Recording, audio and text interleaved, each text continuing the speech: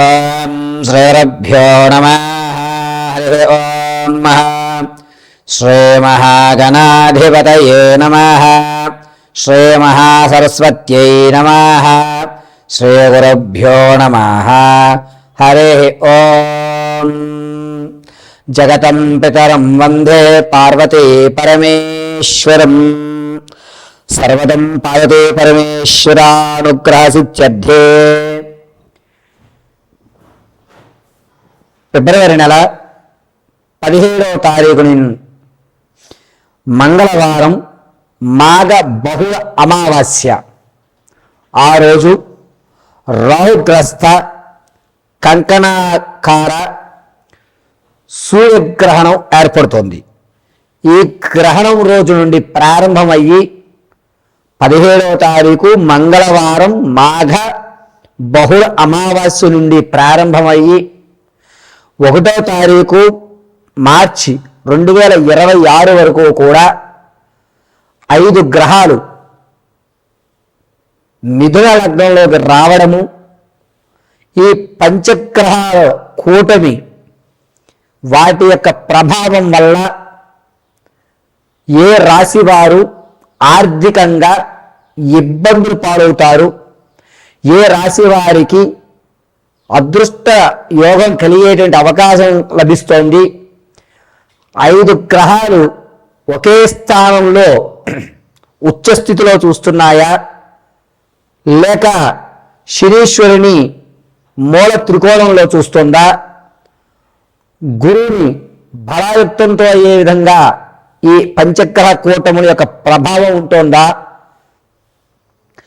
కేతుస్థానం ఆధారపడి మేషం నుంచి మొదలుకొని మీనం వరకు కూడా ఈ పంచగ్రహ కూటముల యొక్క ప్రభావం వల్ల ఏదన్నా పెను ప్రమాదాలు ఏర్పడేటువంటి సూచనలు ఉన్నాయా, అసలు ఫిబ్రవరి 17వ తారీఖు నుంచి మార్చి 1వ తారీఖు వరకు కూడా ఏ విధమైనటువంటి మార్పులు మీ యొక్క జాతకంలో జరుగుతున్నాయి, ఏ రాశి వారు వేదాంత పరంగా లేదా వైజ్ఞాన పరంగా లేదా ఆధ్యాత్మిక పరంగా వారి యొక్క రంగాలు మార్చుకునేటువంటి అవకాశం ఏర్పడుతోంది, ఒంటరితనం అనేటువంటిది ఏ రాశి వారిని ఒంటరితనంగా చేయబడుతున్నారు, బంధువర్గం నుంచి దూరంగా నెట్టివేయబడేటువంటి రాసుల వారు ఎవరు, మీరు ఈ 17 నుంచి 1వ తారీఖు వరకు కూడా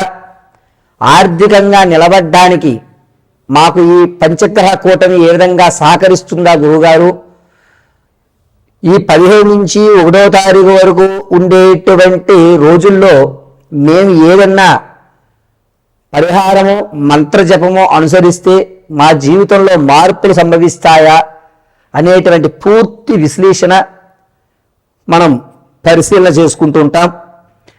అయితే ఫిబ్రవరిలో 17వ తారీఖున మాఘ బహుళ అమావాస్య గ్రహణము. ఆ గ్రహణం మన భారతదేశంలో కనబడకపోవడం, కానీ గోచార రీత్యా జాతకాల్లో 5 గ్రహాలైనటువంటి రవి, చంద్రుడు, బుధుడు, శుక్రుడు, రాహువు, ఇది ఒకసారి రిపీట్ చేసుకోనన్నా. పంచగ్రహ కూటములైనటువంటి 5 గ్రహాలు రవి, చంద్రుడు, బుధుడు, శుక్రుడు, రాహువు, ఈ 5 గ్రహాలు కూడా ఒకే స్థానంలోకి ఏర్పడడం వల్ల మన జీవితంలో జరిగేటువంటి మార్పులు ఏమిటి అని వాటి యొక్క వివరణని పూర్తిగా మనం మేషం నుంచి మొదలు పెట్టుకుని మీనం వరకు కూడా ఒక్కసారి పరిశీలన చేద్దాం. ఈ పరిశీలనలో మీకు కావలసిన రెమెడీలు, ఇంట్లో ఉండి మీరు ఆచరించదగ్గ పరిష్కారాలు తెలియజేయడం జరుగుతుంది.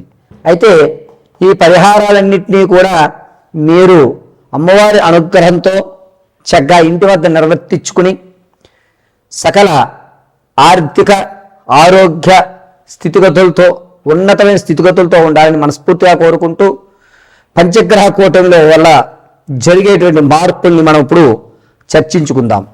కర్కాటక రాశి వారికి ఫిబ్రవరి 17వ తారీఖు నుంచి మాఘ బహుళ అమావాస్య మంగళవారం నుంచి 1/3/2026 మార్చి వరకు కూడా ఏ విధమైనటువంటి ఆర్థిక పరిస్థితులు గోచరిస్తున్నాయి అనగా, మీకు ఎప్పటి నుంచో మొండి బాకీలు ఉన్నటువంటి వాళ్ళు, ధనం రేపిస్తా మాపిస్తా అనేటువంటి వాళ్ళు ఎవరైతే ఉన్నారో వాళ్ళు మీకు ఇచ్చేటువంటి ధనం 70% ఇస్తారు. ఆ 70% ఇవ్వడం వల్ల కాస్త ఆనందదాయకంగా ఉంటుంది. ఆర్థికంగా ఒక మెట్టెక్కుతున్నాము అనేటువంటి భావన లభిస్తుంది. రవి, చంద్రుడు, బుధుడు, శుక్రుడు, రాహువు ఈ 5 గ్రహములు మిథున లగ్నంలో ఉండడం వల్ల కర్కాటక రాశి వారికి అనూహ్యంగా ఆర్థిక పరంగా ఒక పటుత్వం అనేటువంటి ఏర్పడుతుంది.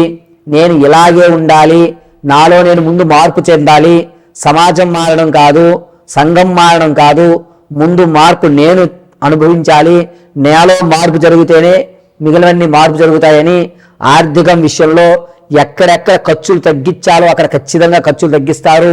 కాస్త పిసినారితనానికి ఏర్పడినా కూడా ఆశ్చర్యపడక్కర్లేదు. డబ్బు దాచుకోవాలి, డబ్బు లేకపోతే మనం లేము అనేటువంటి మాట కర్కాటక రాశి వారు ఖచ్చితంగా వింటారు. వినడమే కాకుండా ఆచరించేటువంటి ధోరణిలో ఉంటారు. ప్రతి దాన్ని కూడా డబ్బుతోటే లెక్క కడతాం అనేటువంటి జరుగుతుంటుంది. ఇంతకు ముందు అంటే ఫిబ్రవరి 12వ తారీఖు నుంచి 17 మధ్యలో జరిగేటువంటి అవమానం మిమ్మల్ని ఆర్థికంగా నిలబడాలి అనేటువంటి సంకల్పాన్ని ఈ 17వ తారీఖు అమావాస్య గ్రహణ సమయం నుంచి ధనం ఇదం మూలం జగత్, ధనమే ఉండాలి మన దగ్గర అనేటువంటి ఒక దృఢమైన నిర్ణయానికి వచ్చి ధనాన్ని ఎలాగన్నా సంపాదించేసుకోవాలి నేను అనేటువంటి ఒక పట్టుత్వంతో మీరు అనుకున్న పనులు అనుకున్న విధంగా టక పూర్తి చేసి ధనాన్ని ఖచ్చితంగా సేవింగ్స్ చేస్తారు. అంతేకాకుండా ప్రతి దాంట్లో కూడా రాయితీ రాబడి మాత్రమే చూస్తూ ఉంటారు. ఆలోచన అనేటువంటిది ఈ ఫిబ్రవరి 17వ తారీఖు నుంచి కర్కాటక రాశి వారు చాలా అద్భుతంగా ఆలోచిస్తారని చెప్పచ్చు. ఇంతకుముందు ఈ ఆలోచనలు ఉండుంటే కనుక నేను ఎక్కడో ఉండేవాడిని, సరే ఎప్పటికన్నా నాకు మంచి ఆలోచన కలిగింది, ఇక నుంచైనా నేను జాగ్రత్తగా ఉంటానని చెప్పి ఈ 17వ తారీఖు నుంచి కర్కాటక రాశి వారి యొక్క జీవితంలో అనూహ్యమైనటువంటి మార్పులు చెవి చూస్తూ ఉంటారు.